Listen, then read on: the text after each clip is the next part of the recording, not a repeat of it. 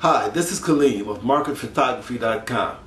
Many of my subscribers to my newsletter, which you can subscribe to at AmateurPhotographyTips.com, many of my subscribers ask me, in order to start a photography business part-time, do you need a website? My response is, by all means, especially nowadays. I want to use this as an example. With the advancement of technology, there are certain things that have been put into the hands of smaller businesses, smaller photographers, that allow us to compete with the big boys. One of those obvious things is Photoshop. If we can afford the $700 they're charging, but that's a drop in the bucket compared to what it used to cost to be able to do that, a minimum of $20,000 to be able to do to get the equipment to edit photos like you can now do in Photoshop or GIMP, which is a free version of Photoshop.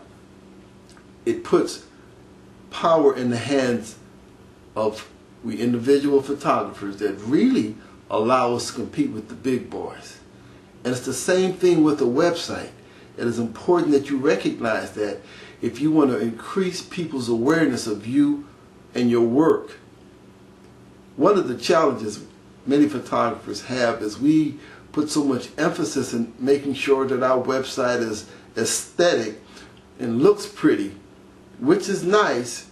We lose control of what it is we need to be focusing on.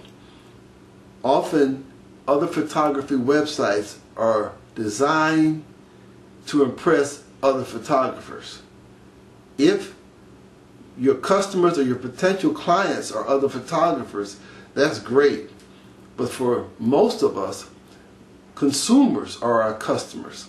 And so this fancy smancy, over-the-top creative website, normally that's done in Flash, and I can tell you right now, in terms of the search engines like Google, Yahoo, YouTube, if you have a Flash website, it doesn't exist online because that technology isn't recognized by the search engines. So if you're using search marketing for people that don't know you now to find you, you've lost out there. But that's fine. You can still have a website that you refer people to. And so I understand how people want that aesthetic look that a Flash website can provide.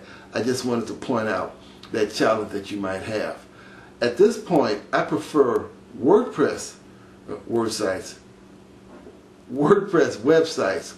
But to be honest with you, most of my photography websites are static HTML websites because the majority of the clients that I work with, that's what they can relate to.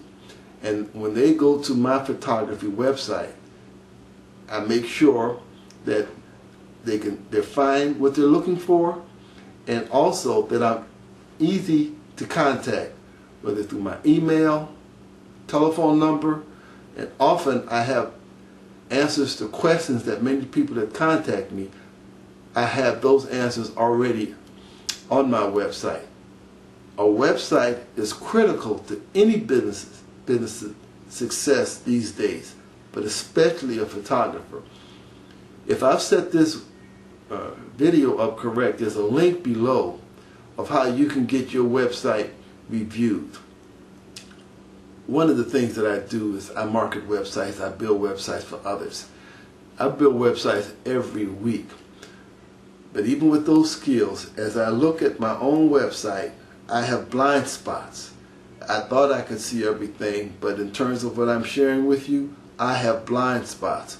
And so I pay somebody to review my website, and with the report they give me, I make those corrections if I think those are valid suggestions. So I want you to know that what I'm telling you, yeah, I might sound like an expert, but even we experts have to be able to remove our subjectivity and bring in another set of eyes to review something as important of a marketing tool as our website, and have them review it to see if it is effective in what it is we're trying to do. Again, we're trying to reach new customers and new clients. Unless you are trying to impress other photographers, then that's a different purpose with your website. It's just as valid, but a website designed and built to impress other photographers is dramatically different from a website designed to reach your consumer market. One isn't better than the other. They're dramatically different. I want to encourage you to make sure your website is capturing the audience that you're looking to cater to. And no, your Facebook isn't a substitute for an effective website. You can put some good images. Facebook is designed, in my opinion, for photographers. But Facebook has too many distractions.